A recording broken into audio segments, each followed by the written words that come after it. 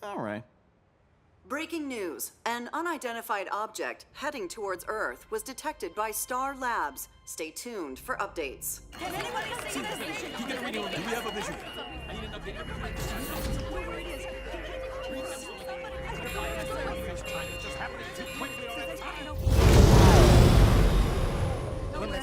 Run it back to me again. You gotta figure out what happened. One more time.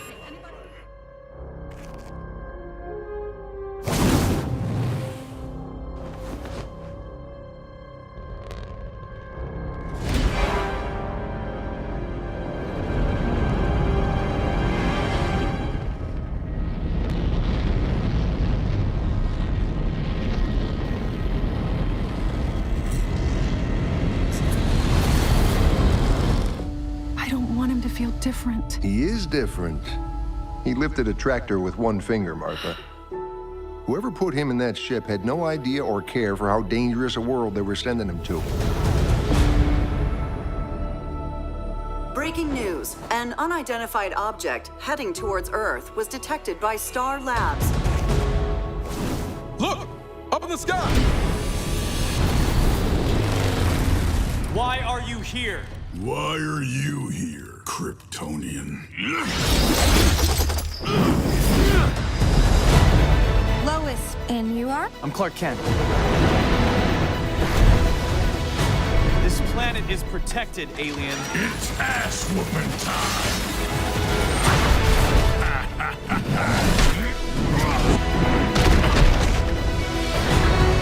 I thought Martians only existed in the movies. Those movies are terrible. Are you right, Miss Lane? What's the S for? Superman.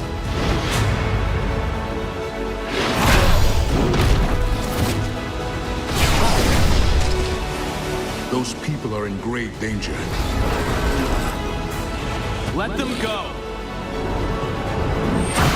My name is Kal-El of Krypton, and I come in peace.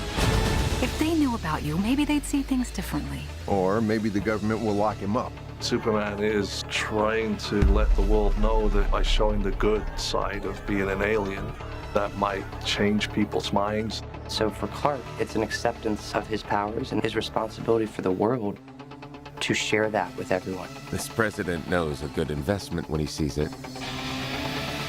What do you do now? You've already taken down the most powerful man in the world. Have I?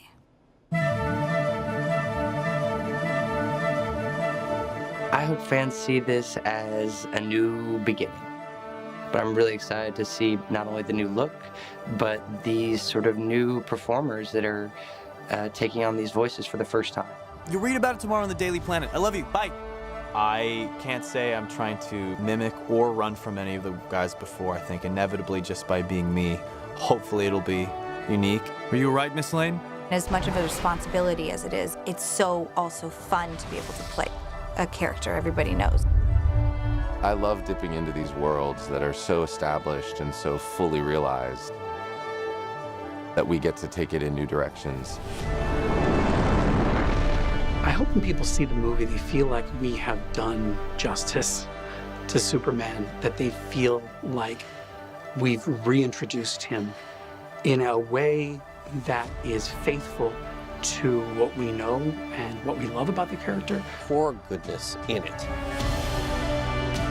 He's Superman, and he's the Superman you love. You were right. This was the fun way.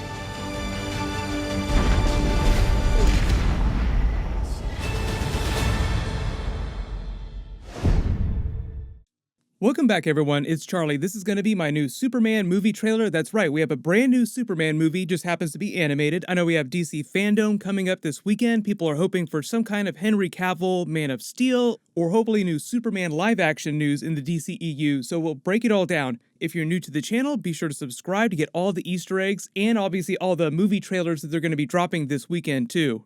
We'll do a new Amazon giveaway. All you have to do to enter is be a subscriber and let me know what your favorite DC animated movie is. I know a lot of you are probably going to say Justice League Apocalypse War. That sort of reset the continuity of DC animated movies, so I'll explain how this movie fits into the new DC animated universe that they're creating.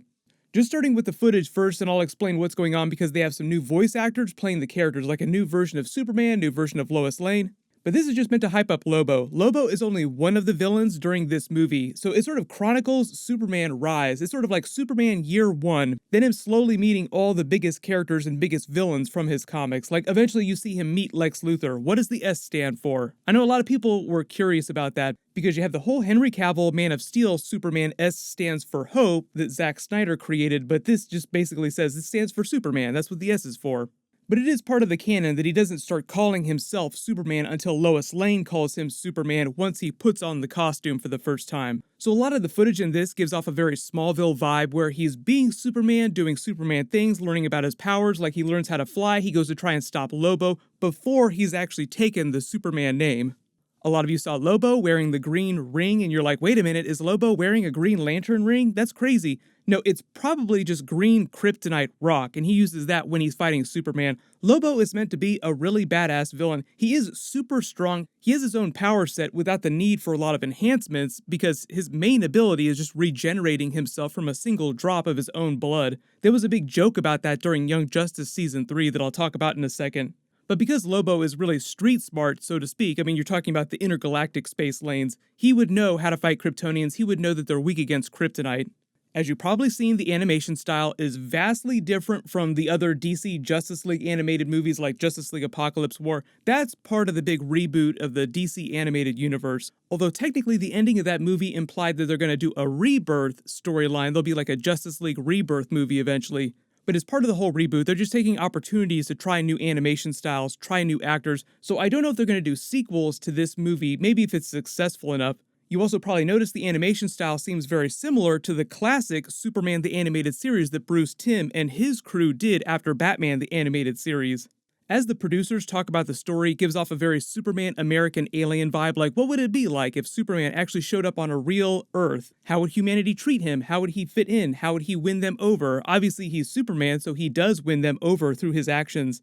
But a lot of his fight with Lobo and some of the other villains, especially Lex Luthor, are meant to highlight that struggle within him. Like, how does he relate to humanity? Usually that's through the Lois Lane character. She's sort of his proxy for humanity. That's why their relationship is so important to Superman's story, to humanizing him and making him feel like an actual real character, because he's so god-tier powerful. You also probably spotted the voiceover actors in this. Darren Criss is playing Superman, and Alexandra Daddario is playing Lois Lane. I know a lot of you are hoping that she'd actually come into the live-action movies as Zatanna or one of the other characters. There are rumors about them doing a Zatanna movie, but I think that they would do Justice League Dark first. There's also a live-action Justice League Dark HBO series that J.J. Abrams' production company is doing. I don't know if he's personally working on it, but Bad Robot is doing it. A lot of that stuff, a lot of the upcoming DC projects and the unannounced big movies that they're doing, they'll talk about at DC Fandome this weekend. There are some secret movie panels. There's the ones we know about in the trailers, like the Batman panel with Matt Reeves, hopefully a teaser for that movie. Zack Snyder said that he's going to drop a new Justice League Snyder Cut trailer. There's going to be a new Wonder Woman 1984 trailer. James Gunn said he's going to reveal a bunch about the characters for the new Suicide Squad movie that's coming out next year. But there's also a special secret movie panel with a couple unannounced projects, so people are just wondering what those secret DC movies they're working on are going to be. We know about a couple of them already, like the Green Lantern Corps movie or the Darkseid New Gods movie that they've been working on for a while now.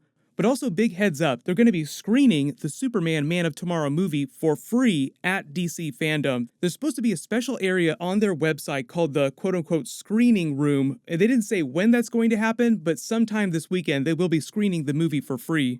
As the trailer says, it'll be coming out pretty soon too, so you'll be able to buy it video on demand or stream it. The other brand new animated movie that we know about but haven't seen any footage from is actually Batman the Long Halloween movie that's supposed to come out sometime next year. I'm really excited to see what they're going to do with that because the Matt Reeves live-action Robert Pattinson Batman movie is based on the Long Halloween.